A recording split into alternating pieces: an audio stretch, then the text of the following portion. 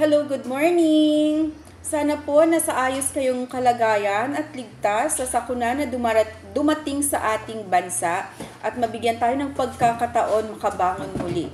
Sa mga kapwa ko taxpayers, meron pong magandang balita dahil ang ating Commissioner ng Bureau of Internal Revenue ay naglabas ng announcement kahapon na extended hanggang October 31 ang pag-file and pagbayad ng mga quarterly returns natin.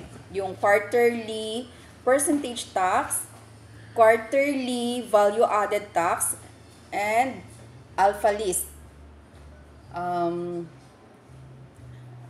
So, pwedeng i-file online at pwedeng bayaran sa bangko hanggang October 31. Ang mga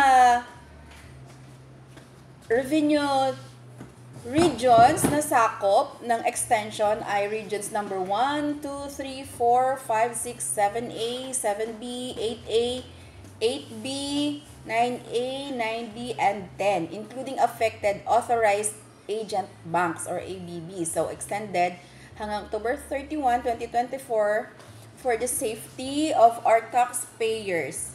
Yan. Kasama dyan sa deadline ang extension ng deadline, ang submission of quarterly summary list of sales, purchases, importations via VAT taxpayer for the quarter ending September 30, 2024. So, paano ba malalaman kung nasasakupan yung business address natin sa mga regions na nabanggit? Doon sa certificate of registration natin, dito sa taas, Republika ng Pilipinas, Kagawaran ng Pananalapi, Kawanan ng Rentas Internas, Revenue Region Number. Ayan. Katulad sa amin, Revenue Region Number 08B South NCR. Yeah. So, ang aking Revenue District Office number 044 Taguig Pateros ay nabibilang sa Revenue Region number 8B South NCR. Okay. Yon. Kaya sa mga nagtatanong kung kung kasama sila sa mga na-extend ang deadline, dito po malalaman. Revenue Region 1 to 10. Okay. Hindi ko rin kabisado lahat ng ng mga revenue regions. Tingnan nyo na lang sa inyong sariling certificate of registration. BIR form 2303.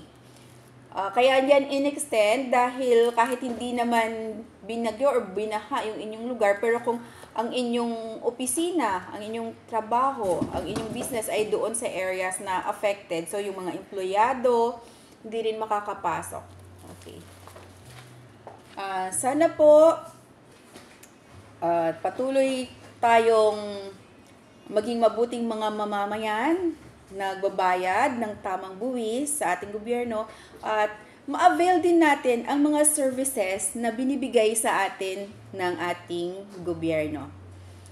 Okay, kung meron po kayong questions, clarifications, pwede po kayong mag-PM sa aking FB page, Tax Tutorials for MSME. Thank you so much. Bye!